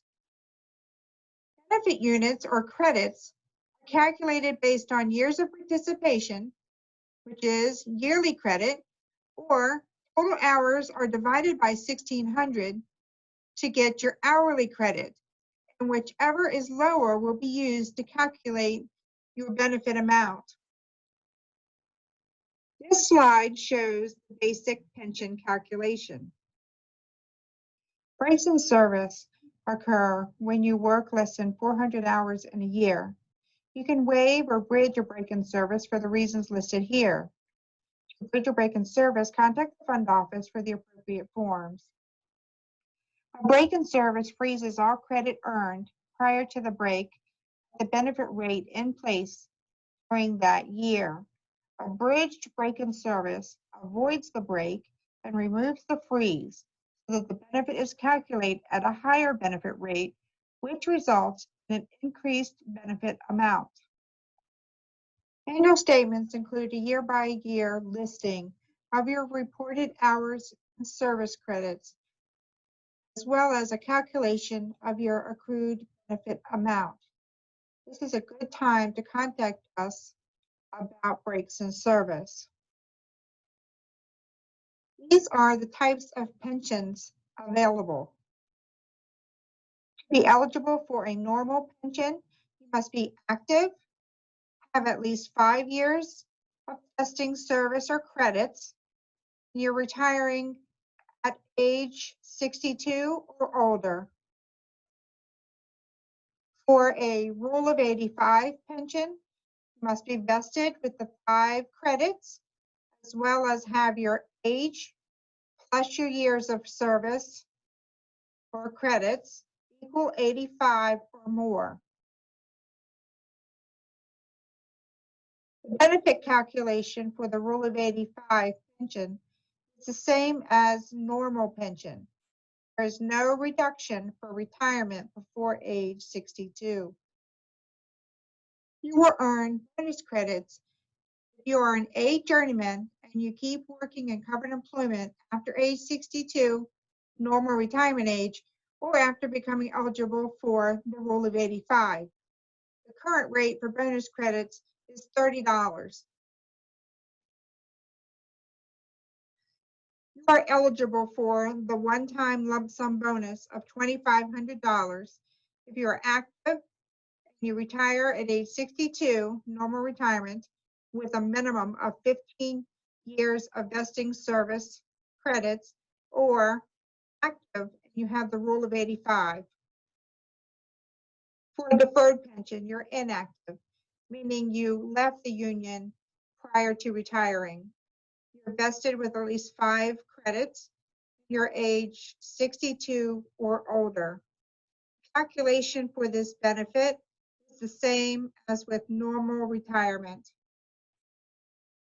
Early retirement, you must be at least age 55 with 15 credits, or active with at least 5 credits, age 55, and have 1,600 hours in the 12 months prior to retiring. The early retirement pension calculation is the basic pension calculation, your credits times the rate, reduced by 6% for each year you retire earlier than age 60, and 3% for the years between 60 and 61. For example, reduction at age 55 is 36%, at age 58 it is 18%. The plan must reduce your benefit amount to pay your benefit for a longer period of time. To be eligible for a disability pension, you must be vested and totally and permanently disabled from ever working again. Calculation is the same as a normal retirement, no reduction. There's a one-time lump sum bonus for this benefit of $1,500. You must submit medical evidence from 2 doctors and possibly a Social Security award. All disability applications are reviewed and approved by the Board of Trustees. When you retire, you must choose between the joint and survivor pension, which provides a lifetime benefit for your spouse should you predecease your spouse, or the GB60 option, which is for members who reject JNS or an unmarried member. The JS80 joint and survivor pension is the normal form of benefit for married pensioners. Provides for 80% of your monthly benefit to be paid to your surviving spouse, and there's no spousal consent required. The JS80 joint and survivor pension calculation is 89% of your unreduced benefit amount minus 0.4% for each year your spouse is younger, or plus 0.4% for each year your spouse is older. The GB60 form of payment, the 60-month guarantee, is a normal form of benefit for non-married pensioners. It's guaranteed minimum of 60 payments to pensioner and or beneficiary combined. If the pensioner dies before receiving 60 payments, remaining payments will be paid to the beneficiary. If the pensioner dies after receiving 60 or more payments, no benefits are payable to a beneficiary. GB60 may also be elected by married pensioners with notarized spousal consent. The pension plan has a pop-up provision, which means if you selected the joint and survivor option at retirement and your spouse predeceases you, your benefit amount will be recalculated to the higher GB60 amount, adding in any increases since retirement to get the new benefit amount. When you're ready to apply for your pension benefit, please call us about 3 months before you want to retire. The earliest retirement date is the first day of the month following the month in which you apply. With your pension application, you'll need to provide a copy of your birth certificate, a copy of your spouse's birth certificate, your marriage certificate, divorce decree, and property settlement. Prohibited employment is work in the electrical business, either union or non-union, in the jurisdictional area of IBEW local number 26 while receiving a pension from this plan. You may work and earn wages as long as the work is not in prohibited employment for more than 39 hours in a month. If you work for more than 40 hours in a month in prohibited employment after the commencement of your pension payments and did not remain separated for 6 months, you will not be considered retired and you will not be entitled to any benefits you received. If you do work in prohibited employment after you retire, you must notify the fund office in writing so that your monthly pension payments can be suspended. If you elected the joint and survivor benefit option at retirement, your surviving spouse will receive 80% of what you are receiving every month for the rest of their lives. If you elected the GB60, your beneficiary will receive the remaining payments to satisfy the 60-month guarantee. If at your date of death you have not retired, are vested, and married, there are 3 death benefits available. is a lifetime survivor pension payable to your surviving spouse every month for the rest of their lives. There's a 5-year survivor pension, which is the GB60. And there's a one-time lump sum death benefit. If at your date of death you have not retired, are vested, but not married, there are two options. You have the 5-year survivor pension, GB60, or one-time lump sum death benefit. If at your date of death you have not retired, you're not vested, there's still a death benefit payable, which is a lump sum death benefit calculated by multiplying the number of credits by $500.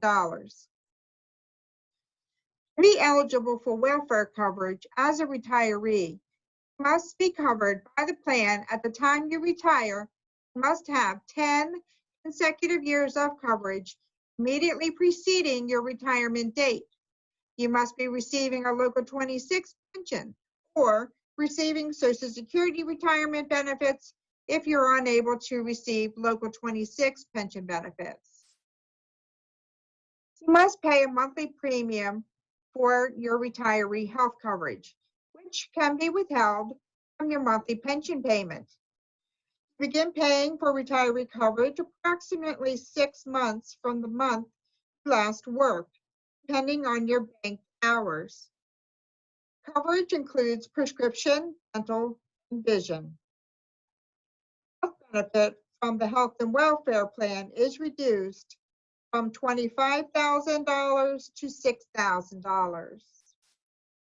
Your monthly premium will be based on your age at retirement.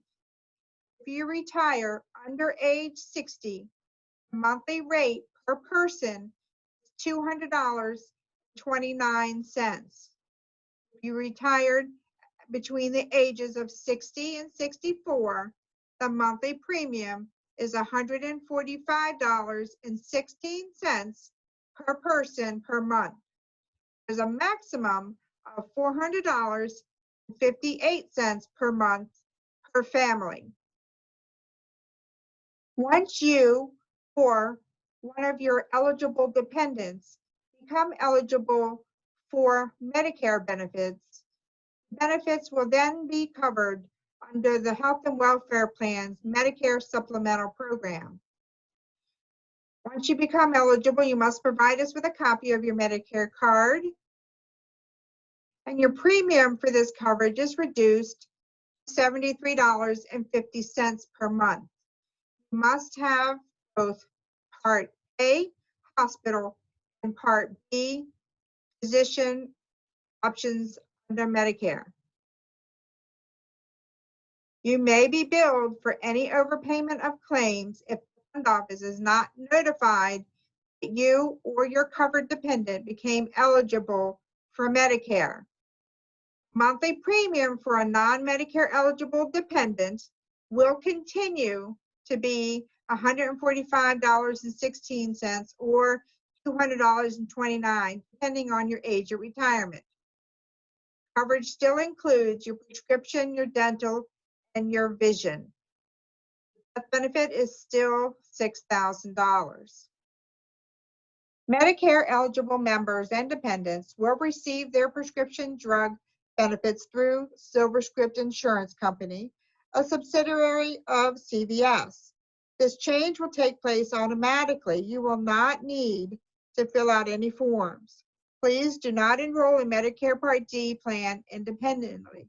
Your enrollment will be handled by EWTF. After enrollment is complete, SilverScript will mail you a prescription card. The website listed here is no longer available. I apologize that it's still in the presentation. Please do not visit this website, but you can go to, I believe it's caremark.com to get additional information about SilverScript. You can also call SilverScript customer care. They are available to answer your questions 24 hours a day, 7 days a week. Benefits received through SilverScript will be comparable to the prescription drug benefits you enjoy now. If you have less than 10 consecutive years of coverage before retirement, you can self-pay for coverage by payback if you have 20 or more years of coverage, not necessarily consecutive, or pay ahead if you have 10 or more years of coverage, not necessarily consecutive, and are age 62 or older. Disability pension allows for either option. You must be covered by the health plan at the time you retire. If you have a break in coverage due to unemployment between October 1st, 2008 and December 31st, 2013, and you were available for work with Local 26, you may be eligible to apply to bridge the break at no cost. Health coverage for dependents of retirees. Your spouse does not have to be covered under the retiree coverage. It should be listed in the plan records. Your spouse can be added or taken off at any time. If retiree predeceases spouse while spouse is not covered, then the spouse is not eligible for surviving spouse option. Retirees may cover a dependent child if the child otherwise meets the eligibility rules under the welfare plan. If you are retired, your surviving spouse and eligible dependents are entitled to coverage for 3 months without cost following the date of your death. If working, surviving spouse and eligible dependents are entitled to coverage for 12 months without cost following the date of your death. If continuing coverage is elected, the cost is $200.29 per person per month for spouse and any eligible dependents, with a maximum of $400.58 per month per family. If spouse is eligible for Medicare, monthly cost is $73.50. Coverage not available if your spouse has comparable plan. Coverage ends if spouse remarries. Electrical workers, local number 26, individual account plan. This is a defined contribution plan, which means you accumulate a balance over time from contributions received from your employers. Contributions are made by your employer based on your hours worked. You choose how your account is invested by electing from the plan's investment options. You are eligible to apply for benefits when you retire, when you separate from covered employment for at least 6 months, become totally and permanently disabled. We now have a hardship withdrawal for unreimbursable medical expenses or eviction from or mortgage foreclosure. When you're ready to apply for your retirement benefit, we ask that you try to wait at least 4 months. This will allow time for all contributions to be received, posted by the fund office, and sent to Fidelity Investments to be deposited into your account. You contact the fund office for forms. You must provide copies of divorce documents or a death certificate if you were divorced or widowed. You are not required to begin distributions until you reach age 70 and a half. During the application process, you will decide whether or not you want to roll over your account balance into an IRA. You can do a lump sum cash payout and have the taxes withheld. You can do a combination of a cash payout and roll over to an IRA. You can do monthly installments, but not to exceed 120 months or 10 years. Or you can do a combination of a lump sum and monthly payments. Maybe you've already heard about the My Benefits Center website. This is a website for members and their families. It's easy, convenient, and secure. Use your smartphone, your tablet, or your PC. Update demographics like address, phone number, and email, as well as add dependents. You can also complete and submit your beneficiary designation form, their insurance update form, and review benefits information like your pension credit, your pension payments, work history, health claims, eligibility, beneficiary designation, and more. Creating an account is simple. Access is granted through self-authentication with just a few pieces of information. So please go home and sign up. Look for the quick link on our page at ewtf.org. If you need help signing up, directions can be found on the Create Account page of My Benefit Center. Call the fund office. We can't stress enough how important it is for you to have your beneficiary designation correct with the fund office. We've had many situations where the member has passed away and their ex-wife or their old girlfriend that they hadn't been with for years is on the beneficiary designation and receives their benefits when it's probably clear that that's not what the member wanted to happen.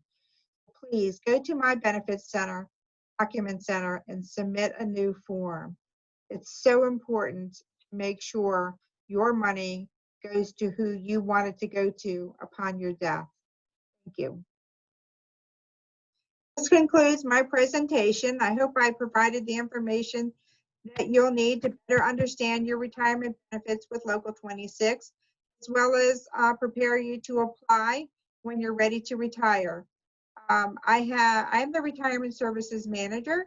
I have 3 ladies that work with me, Lavetta, Evelyn, and Jenna. All their information for contact is here. If you have any questions, you can call or email any one of us and we'll be glad to help you. Enjoy the rest of your day. Thanks. Bye. Okay, that concludes the first virtual pension seminar for Local 26. And hopefully you know now who to reach out to if you need help for any one of the pensions. Feel free to call the finance office if you need some direction. We hope you enjoyed the program and look for the email next week so we can communicate with you for the t-shirt size, and we're happy to mail those out to you. Happy retirement. Enjoy the rest of your day.